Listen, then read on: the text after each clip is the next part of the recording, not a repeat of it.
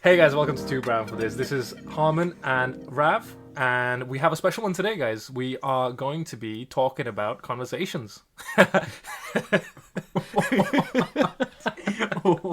thought we were talking about festivities and Christmas and stuff like that. Well, actually, Rav, the reason I wanted to speak about conversations is because what the podcast has brought out for us. We've actually got so many friends and family coming up to us and striking up a conversation with us about the podcast itself. I think you mentioned that you had an experience recently, didn't you? Yeah, so people that have been listening to the podcast, when they've seen me in real life, before we've even started what we were going to do, they were just saying, oh, you were talking about in the podcast about this certain point. Is that really your experience? Is that really what you think? And stuff like that. And we had to say, yeah, because at the end of the day, we always like to stress that we're two normal guys. We're just talking about our experiences, which is why we always urge everyone else, even if you agree, disagree, whatever, use the hashtag and talk about your experiences. So yeah, thank you so much to everyone that's been listening so far. And yeah, let's get into today's episode. Just before we get into today's episode, we'd like to wish everyone a belated Christmas and a Happy New Year. That is correct.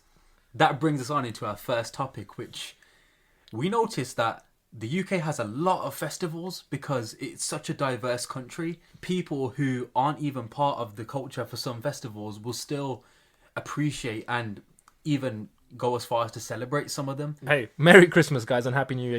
You guys will be hearing this episode once both Christmas and New Year's have passed. This will be the first brand new episode of 2025. So, Christmas and New Year, what did you do around Christmas?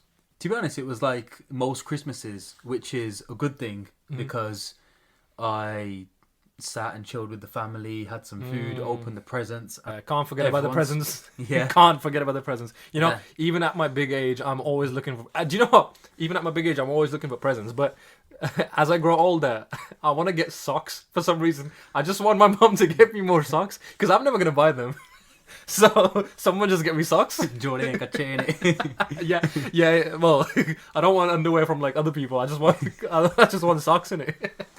So yeah, that's true. I think that's exactly what I did. I chilled at home with my family, and do you know, we embrace British culture every time we celebrate Christmas. So it's not as we always say, we're too brown for this, but we're also too British to be brown. We sit there and we have a roast dinner. We have a Christmas dinner, your turkey, Yorkshire puddings, gravy, that type of thing. So we do take part in all of that kind of cultural aspect of that. So is that something what you did as well? Yeah, we had a fat roast dinner. Yeah, you gotta get that protein in, man. Yeah. You gotta get that protein. Thing is, you fatten yourself up like a turkey during Christmas, innit? And then you look back in the mirror and you're like, yeah, I need to lose all that weight, man. I actually felt so much better going back to the gym, guys, because I'm a faster by nature. Yeah. I do so much fasting, and literally the gyms were closed over Christmas and Boxing Day. Oh, and I dude, loaded up with so much protein and carbs. When I hit the gym on the 27th of December, which is Friday, I felt so strong, like having 2 rest days and loading up with protein and carbs. It was crazy. Yeah. I hated that they closed the gyms for those 2 days, but it is over the festival period, right? We can't really complain about those types of things because the whole country's celebrating it. It's not just for the British community. It's literally we're part of the British community. Everyone knows it's time off, and we can't be too unhappy that the gyms are closed because work is also closed as well on Christmas Day. That is true. If the gyms are open, then work would have to be open as well, so it would be as normal. That is really true. I did the same. I mean, Rav just said he's a faster by nature. I'm a starver by nature. I starve myself. I mean, I'm not saying I have like a problem with like food in that way. I'm just I forget. Honestly, I can go a whole day by just waking up, having my breakfast, and then forgetting food exists. It's just, and that comes down to like, how we mentioned before, like brown boys, they're either really skinny or really fat when they're young. I was really skinny. That's one of the reasons. So I was glad that I was with family because, when you see other people eating, you want to naturally eat. That's one of the big things with British culture as well. It's food. It brings our communities together. It even brings you together with your own family, right? And if you look at it from a wider perspective, it brings different communities together. So we're having Sunday roast, we're having Christmas dinners, during Diwali or all our other festivals during Eid, all the ethnic minorities, they're bringing their own food and cultural sweets into work. Like I took during Diwali, I think from what I remember, I took some gulab jamun with me to work. People loved it. And during Eid, there's loads of sweets and food going around because that's one of the big things about Eid, isn't it? They have their feasts together with their family. That's to break their fast and stuff. That's one of the things.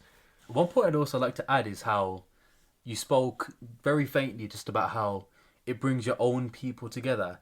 I think that, and you guys will relate to this here, us ethnic minorities, we grow up in massive families, right? And the bigger your family is, the harder it is to get everyone together. Yeah. So what happens is over time, you end up not seeing so many people for so long. True.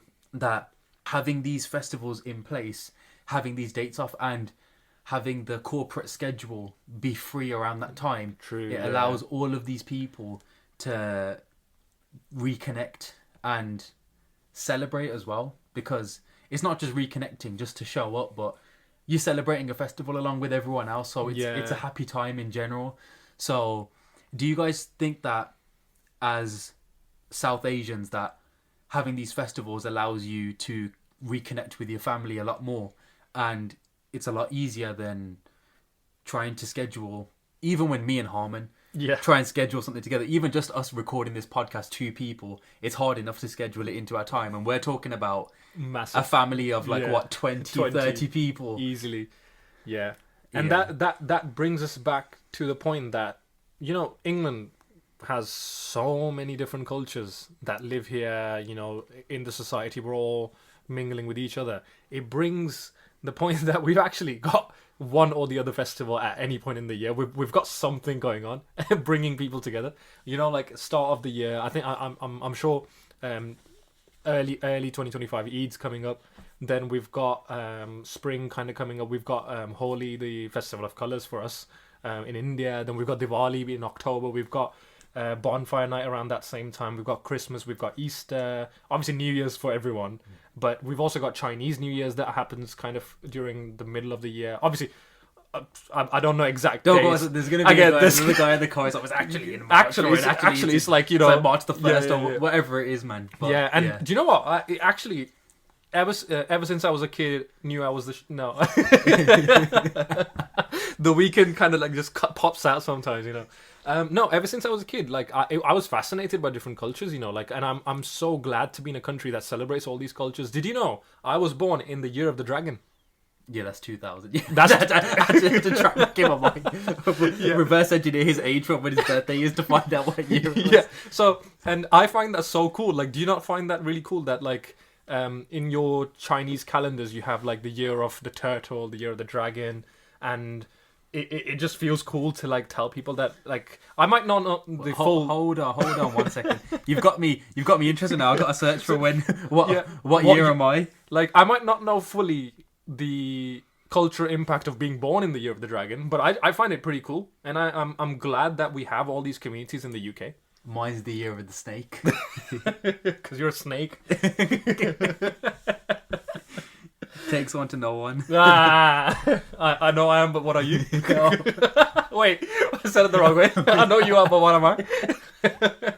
I think bringing it back down to topic, guys. It's just we're really happy that the UK embraces all these cultures. You know, like, people are genuinely happy to have this much of a diverse country. Obviously, you've got your bad eggs in the country that'll be like, oh, but they need to celebrate all our festivals. But we do. That's the thing. Everyone celebrates each other's festivals, and it's so fun because you'll go a couple months and then someone's festival is going to come around and you're like, oh wow, that's really cool that there's a festival going on. And then the country itself, we've got cultural days, we've got festivals, or even like markets that happen from those communities. But then when you go visit, like, for example, during the Chinese New Year, the Chinatown area might be really like lively around nighttime, and then during Diwali all the Asian shops will be open till late. You know, it's really fun to see all that throughout the year. Do you know what, Harman, on that point of embracing people's cultures, I've noticed that everyone is so open to, and like, they're so inquisitive how they ask questions, about your cultures and your festivals. Why do you guys do this? What's the fireworks for? What's the festival of colors? What's all that about? Yeah. And it's funny because we have the same sort of thing. Like when Halloween came around, did you know that originally it was like for agriculture and for farmers and stuff like that? Nope. I still don't know that. I honestly thought, hold on to what you're gonna say there, but I just thought, I'm pretty sure it was like one of those festivals to ward off evil spirits or something in America. Are we gonna fact check this? Are we gonna go on Google and fact check this? Yeah, Halloween true meaning. The Halloween holiday has its roots in the ancient Celtic festival of blah blah blah blah, a pagan religious celebration to welcome the harvest at the end of the summer. Oh wow! So originally, Halloween was a festival for farmers to welcome the harvest at the end of the summer. I don't know where the cosplaying and the costumes, oh my God, I don't know where they came from, but even then, that's a symbol of embracing the farmers' culture. Yeah. Because how many people are farmers or know what farmers go through? Every single country has farmers. Every single country has farmers, right? And people have gone to embrace that festival that they have and kind of make it's a bit different. We're not planting plants and seeds and harvesting them at that time. But we're giving Halloween. Yeah. Everyone knows when Halloween is. It's October the 31st, right? Yeah.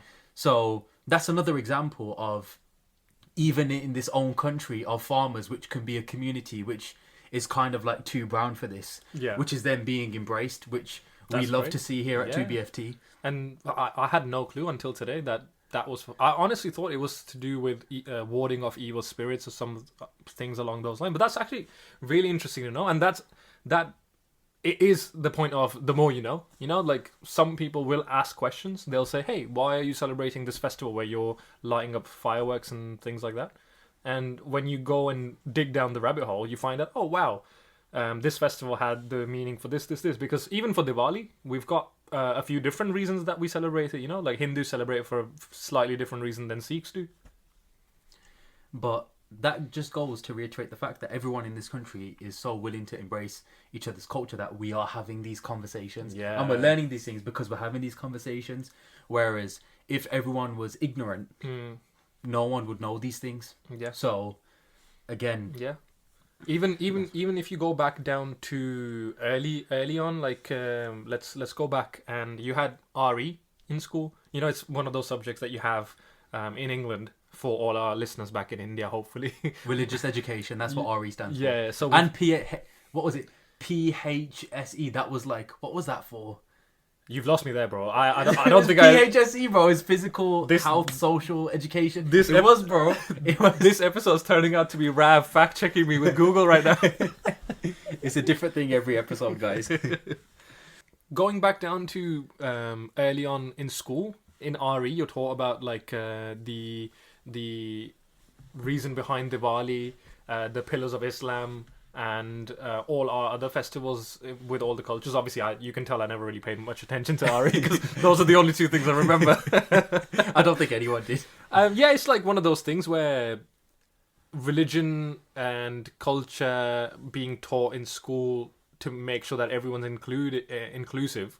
It's essentially at this point ingrained in the British culture to be inclusive, right? And part of that inclusivity, I think, Rab, you mentioned something about culture days.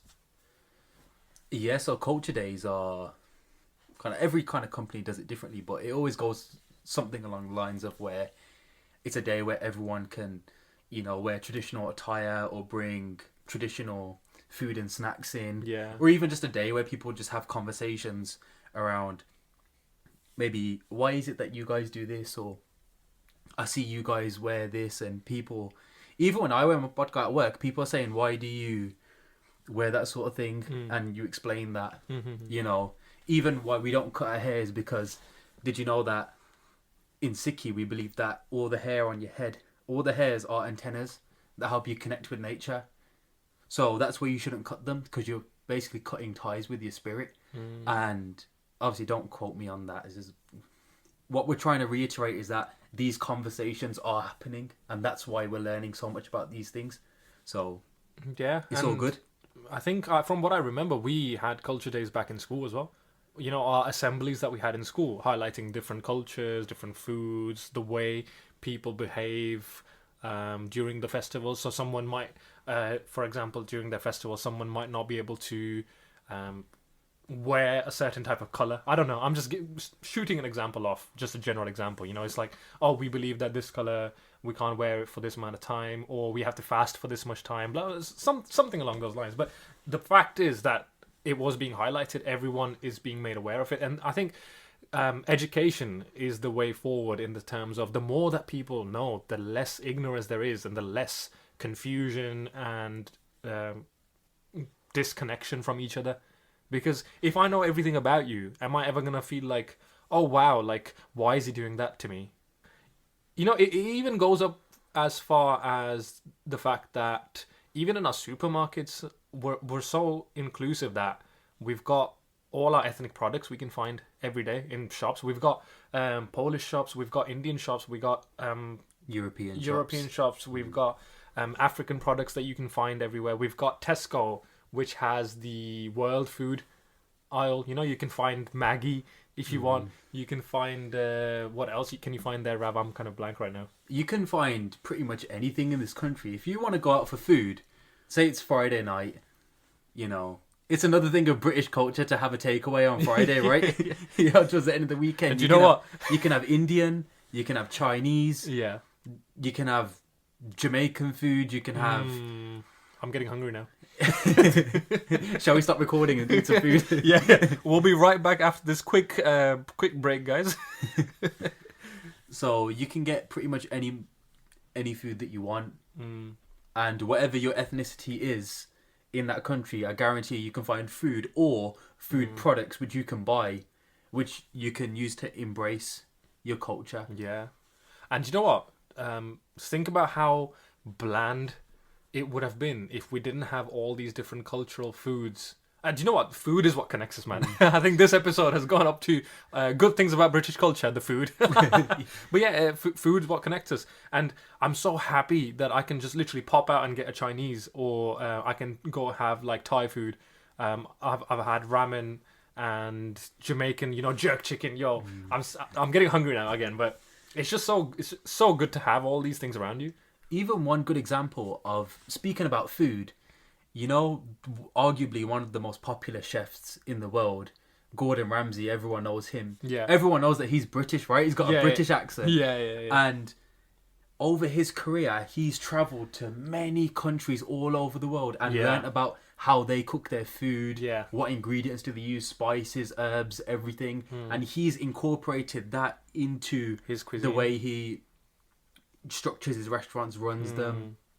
So that's even another example of a British person going above and beyond to learn other people's not just South Asian culture, but even Japanese, Korean, every single culture. Even Korean food. Korean food. I really want some kimchi, man. I think we're gonna make all our listeners really, really hungry. So hopefully we can get some sponsors from the food places that we're speaking about. I would love to get a KFC sponsor. Harman, do you know what? On the point of embracing British culture, I don't know if... Okay, we know that it's relatable with our moms, but I think it's every person's mom, regardless of who you are. Wasn't our moms were so obsessed with the royal family and Lady Diana growing up. Like when she was killed, and it was all a massive conspiracy, and everyone was sharing all the stories and stuff about Lady Diana and going up. Guys, to this day, our moms are still obsessed with Lady Diana. So you'll see pictures of them and be like, "Oh, she was such a beautiful woman, and this happened to her. And she should still be here. She should be the true queen," and all these, things like that. My mom is from India, right? Like me and my mom came here when I was 12. She's obsessed with the royal family, like she was born here, man. She's like, oh, I wonder what they're doing. I wonder what they eat. Like, oh, I wish I was, I wish I was part of the royal family. I think that's like the British culture. Like you can tell someone's British when they love their royal family, man. Like that's one of the things people love their royal family gossip, especially when it comes to gossip in the royal family. And you know what? I think there's another thing about British embracing our culture. Like there's shows that are coming out like Married at First Sight, right? Yeah. What's that show about?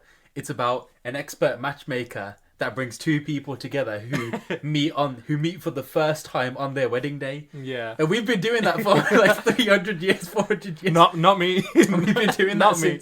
we've been doing that since how long? Yeah. So Yeah. I think even when we're young, we learn the hymns, the prayers. I mean, even in India, I went to a Christian school that was like kind of following the British curriculum, so I learned all those hymns there. Obviously, you would have learned to here. let me raise another point to you. Our mums were obsessed with Lady Diana, right?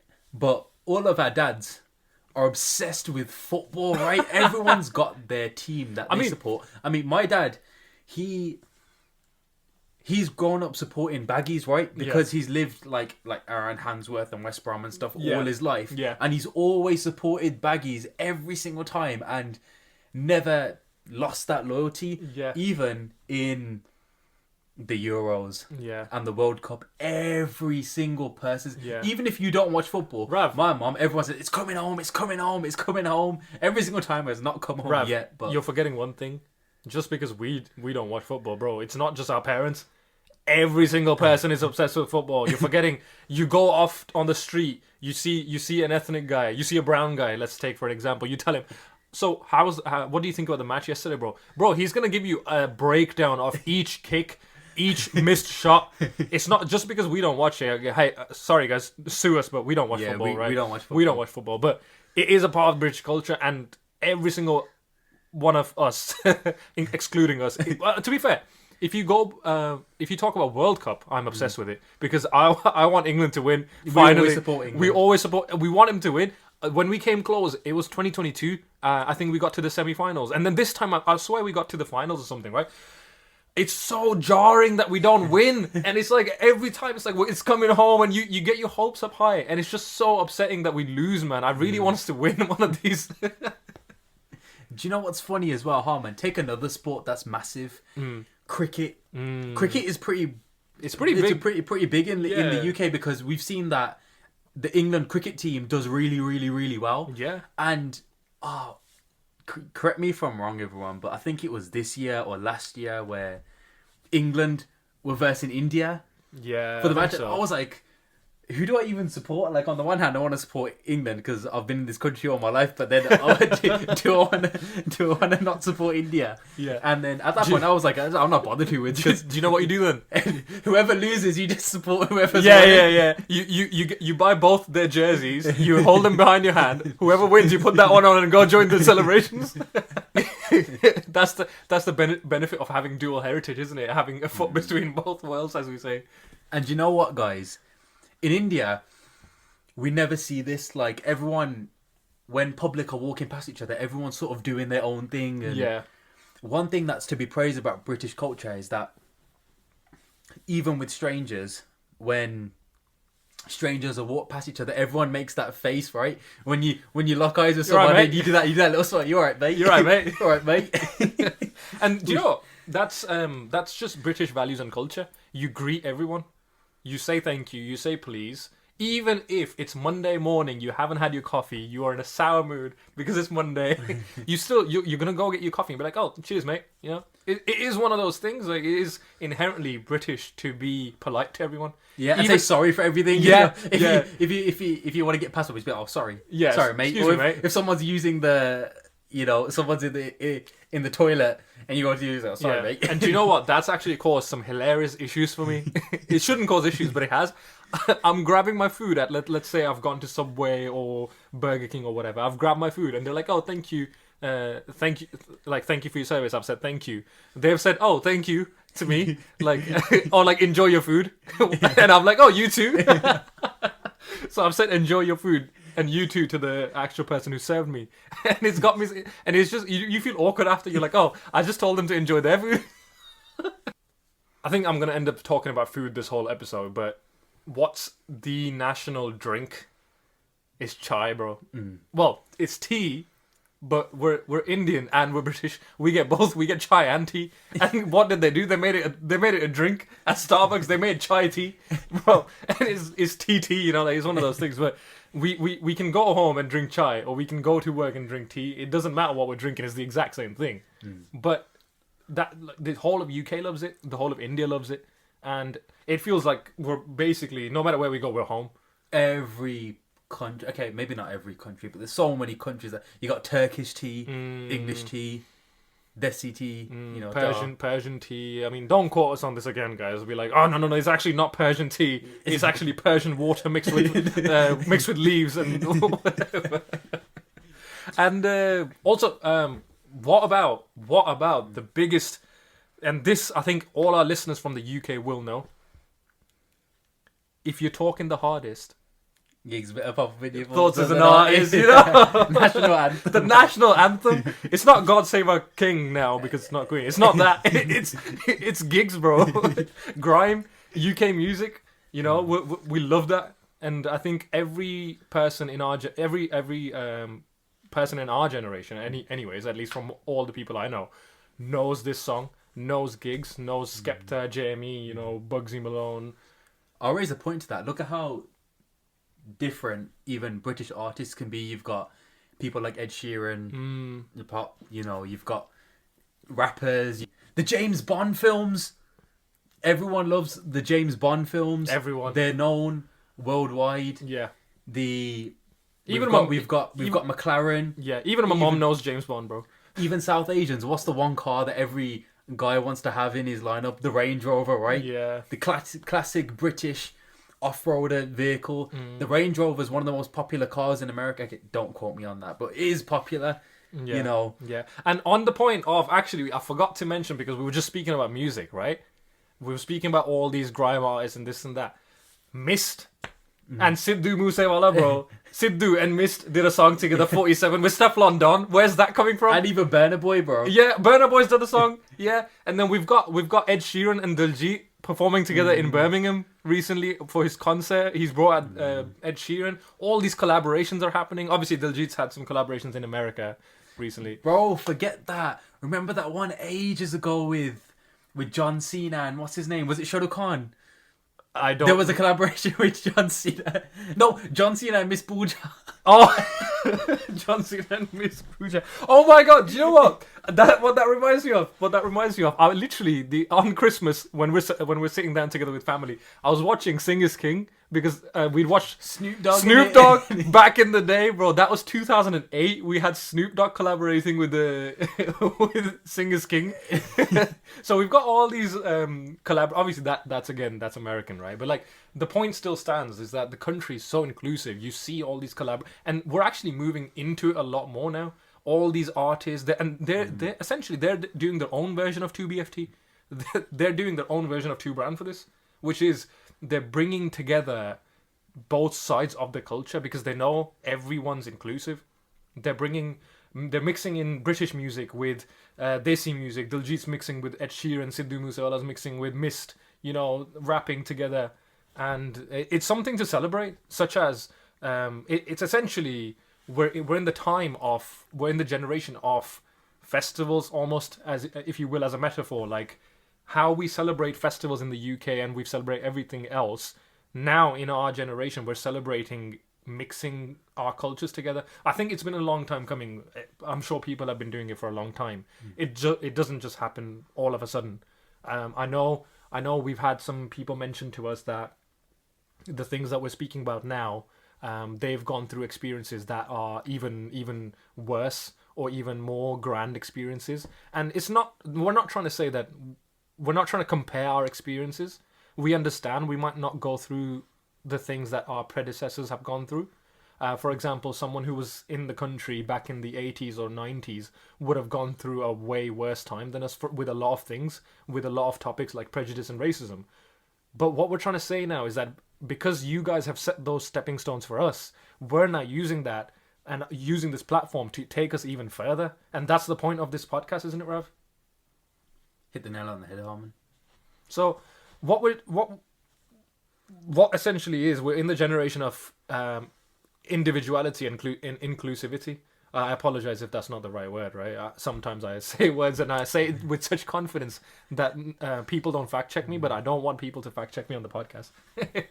So yeah, it's the generation to celebrate each other and festivals, all while embracing your own culture at the same time. Guys, anything that we spoke about in this podcast. I want to know if your moms are all obsessed with Lady Diana and your dads are all as obsessed with football as we are.